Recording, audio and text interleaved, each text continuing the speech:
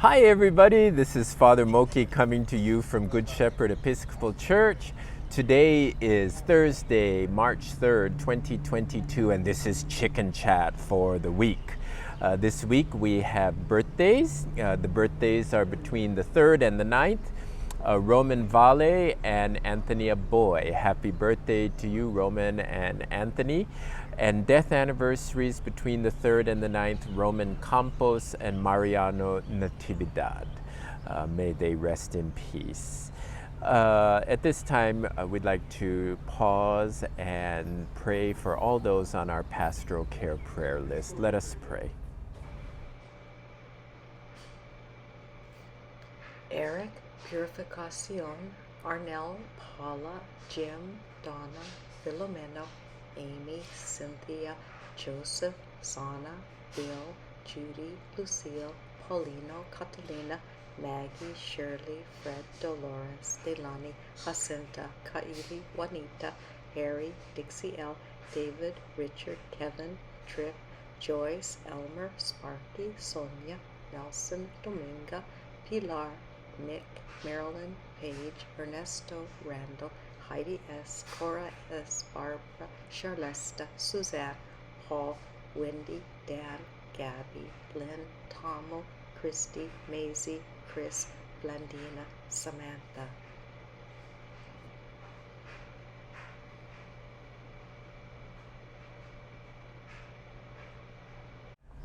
Gracious and loving God, we give you thanks for descending upon the hearts of those on our pastoral care prayer list.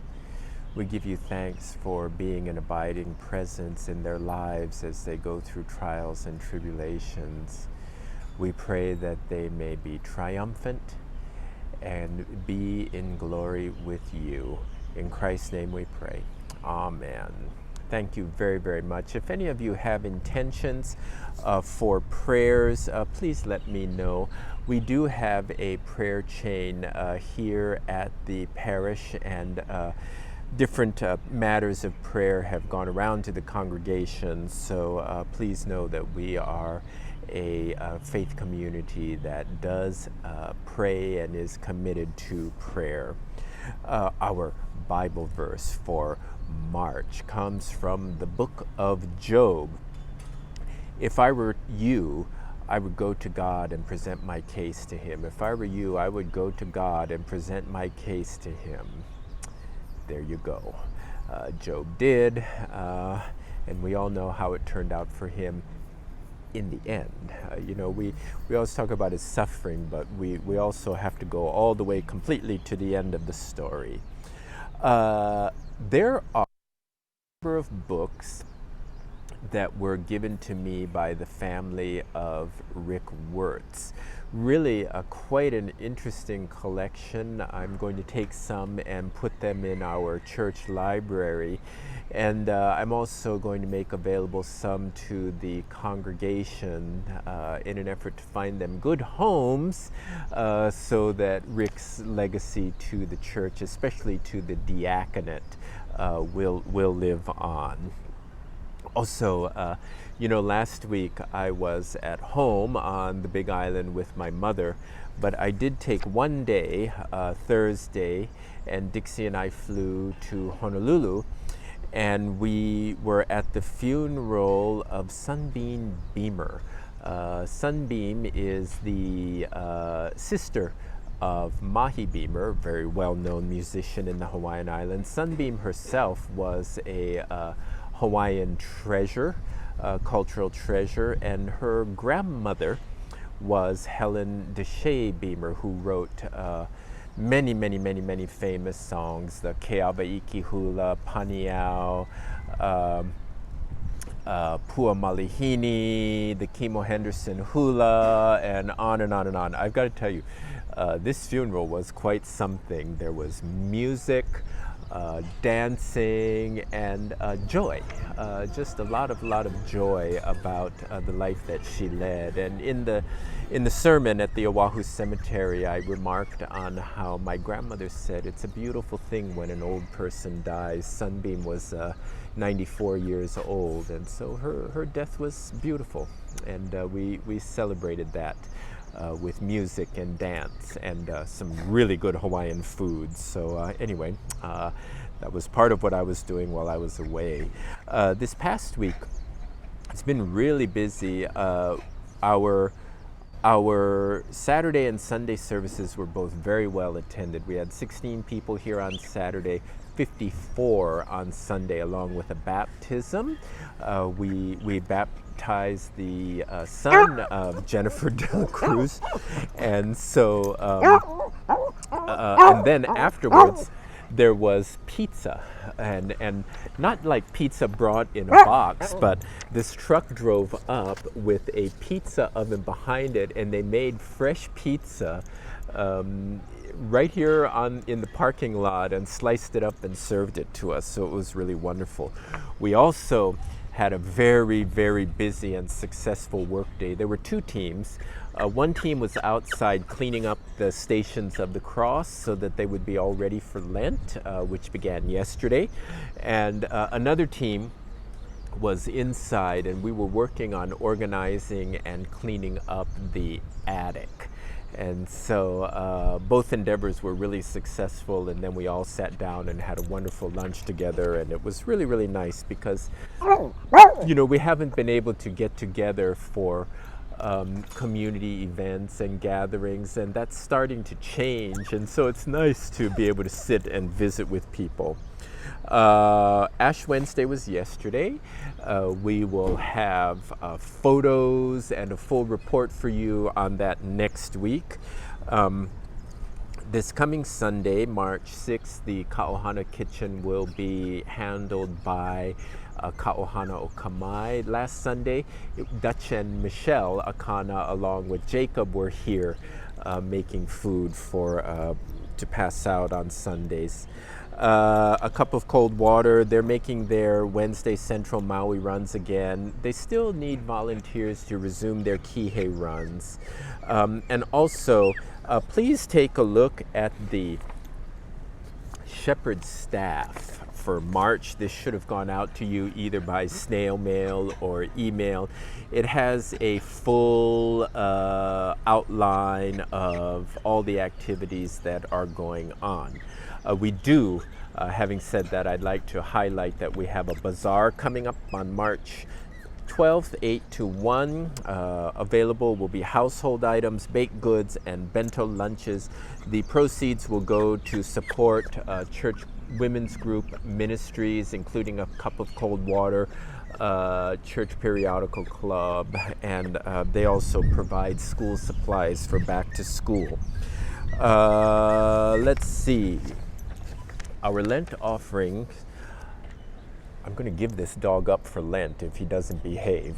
Our Lent offerings began yesterday on Ash Wednesday with a virtual daily reflection that will launch at 6 o'clock every morning on YouTube and Facebook, but you can view it anytime during the day.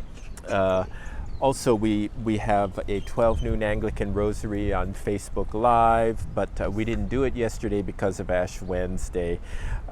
We continue with all our regular church activities, which include a Saturday 5 p.m. Holy Eucharist in the office courtyard, a Sunday 9 a.m. Holy Eucharist back in the church sanctuary, Sunday 7 a.m. Virtual Liturgy of the Word on Facebook Premiere and YouTube, Tuesdays 4 p.m. Centering Prayer via Zoom, Wednesday 7 a.m. Men's Bible Study via Zoom, Wednesday 12 noon Anglican Rosary on Facebook Live but not on Ash Wednesday, Thursday 12 noon Women's Bible Study via Zoom.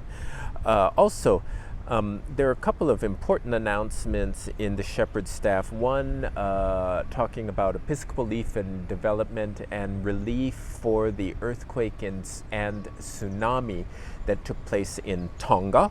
And also Bishop Scholarship Funds. Applications are now being accepted for folk who are Episcopalians and attending Episcopal schools.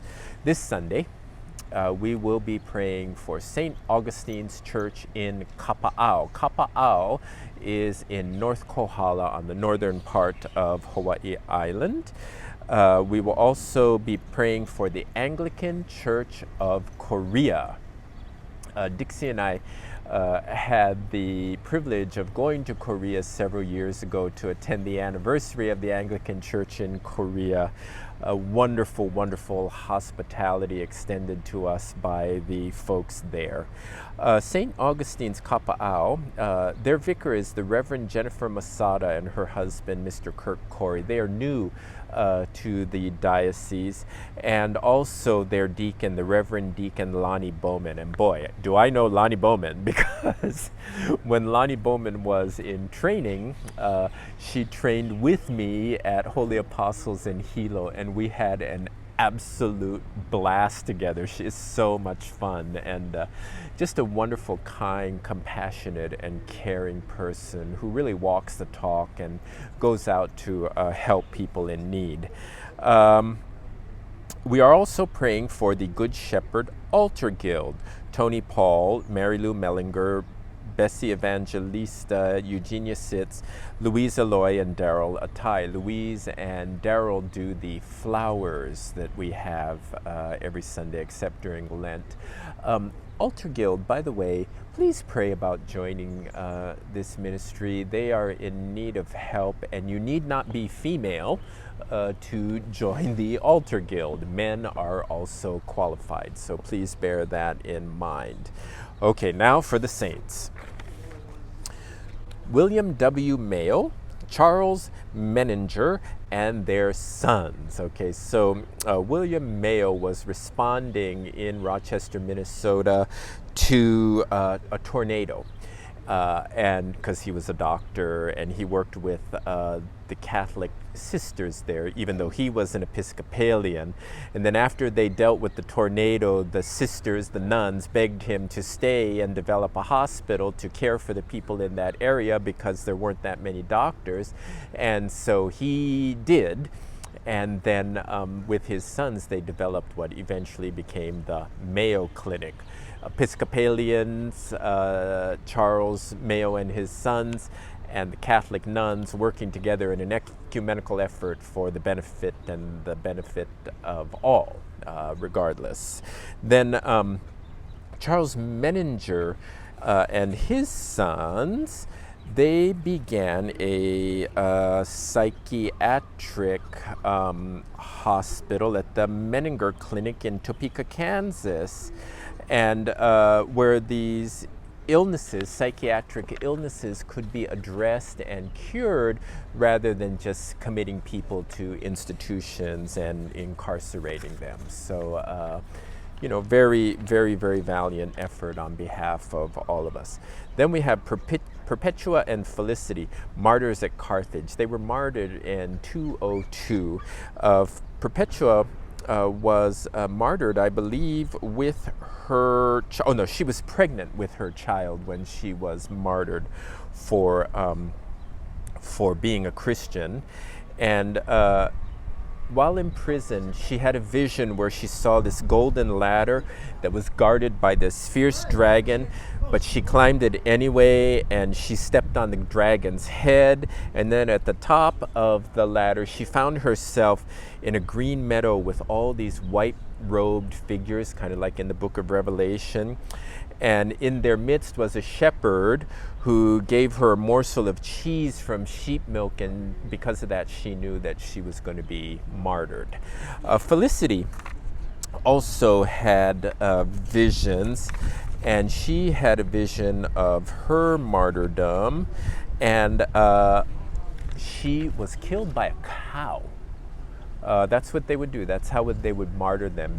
They would make them stand in an arena, and they'd force the cow to attack them. And evidently it took several passes, but the cow killed her, because who wouldn't die after being ramrodded by a cow?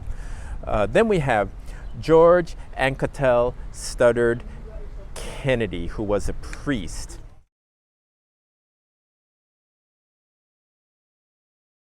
Our 4 kids over on the wrought iron tables who are eating from McDonald's. They're here for their Queen Emma gym session, and Blake wants to go over there and beg for food, but we're not letting him. So Jeffrey Kennedy, I said George, Jeffrey Kennedy, during World War I, he was a chaplain, and he gave out Woodbine cigarettes along with spiritual counseling to the soldiers. And because he gave cigarettes, they called him Woodbine Willie. So anyway, you know, you got to take people and meet them where they're at. And if you got to pass out cigarettes in order to connect and do pastoral care, so be it. Then we have Gregory of Nyssa. His brother was Basil the Great. Along with Basil the Great and their best friend Gregory of Nazianzus, they became collectively known as the Cappadocian Fathers, and they were quite a force. They say that Gregory of Nyssa tends to be overshadowed by the other two, so I'm glad that his reputation and his efforts have been redeemed by the creation of St. Gregory of Nyssa Church, Episcopal Church in San Francisco, a really cool place to go. You go into one part and they have a hanamichi. A hanamichi is kind of a stage, a long stage where kabuki dancers used to go. And then for their, they have a kamidana, which is a Shinto shrine where they hold their, that's their tabernacle where they keep their reserved sacrament. And then you listen to the liturgy of the word there. And then when the gospel procession happens, they come around with these Ethiopian umbrellas with the gospel book. And they would have everybody touch the gospel book with their hands. And then after that, you dance to the altar and you dance around the altar for communion. But when you walk into the church, the first thing you see is the altar. And then out in the garden, you see a baptismal font. And their theology, right or wrong, their theology is that you come to the church, you get fed at the table, and as a result, you get baptized. So anyway, that's more about St. Gregory of Nyssa Church than St. Gregory of Nyssa, but you know, what do I know? Okay, Gregory the Great was a pope, bishop, and doctor, and he was one of 2 popes that had the title of the Great because, and the reason that Leo the Great, and Gregory the Great have the titles the Great is because they served during times of barbarian invasions in Italy. Okay. He also had a lot to do with creating forms of public worship. And you know how we do Gregorian chant in churches? Gregorian chant is named after Gregory the Great. Okay, that's a pretty exhaustive list. Normally, folks, we name the chicken of the week, and it's fun and it's humorous and all that. But this week, rather than going and trying to video a chicken and being funny, I'd like to put a little bit of levity into this chicken chat. Levity. Oh, I'm sorry. Vanna has corrected me. Not levity, seriousness. If I wanted to create levity, I would be humorous. I want to do the opposite of levity. So in an effort to create a moment of non-levity, you know, this thing in the Ukraine, we need a lot of prayers, but I keep talking about it because I want it to be on the forefront of all our consciences, what's going on in the Ukraine, what is, and to pray about what is our moral imperative in this situation, and you know, to go beyond thoughts and prayers, but to have those thoughts and prayers inform some kind of action or advocacy for living into whatever moral imperative we discern. It's a lot of language for what I'm trying to say, but let's face it, this could lead to World War III. And so it's very serious. And so I got out some coloring pencils and things and took blue and yellow, which are the colors of the flag of Ukraine. And I made the chicken of the week Ukraine, and I hold him up before you to remind us of that situation and to pray that we have the courage and the fortitude to live into our moral imperative in this situation. And so with that, we name the chicken of the week Ukraine.